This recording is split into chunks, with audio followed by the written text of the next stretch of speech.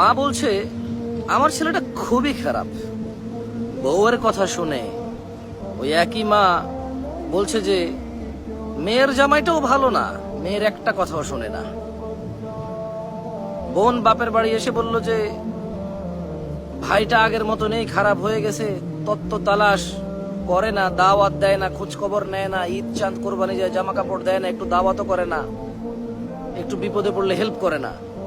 আবার ওই বোনটাই বলে আরে জানিস তোর দুলাভাইটা খুবই খারাপ, কাম কাজ করে করবি কি আর, বোনের দাওয়াত দে, বাগিনারে দাওয়াত দে, আজকে বোনের এটো হয়েছে, ভাইয়ের ওটো হয়েছে, সারাদিন তো বোন ভাই করে করে তার জীবন শেষ করে দিল।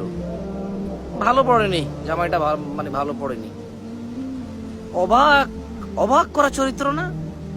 মা তার ছেলের জন্য যে চরিত্রকে অপছন্দ করে, ঘৃণা করে, বদদোয়া করে, কিন্তু মা তার মেয়ের জামাইয়ের জন্য এমন চরিত্রের আকাঙ্ক্ষা করে এবং কামনা করে, দোয়া করে।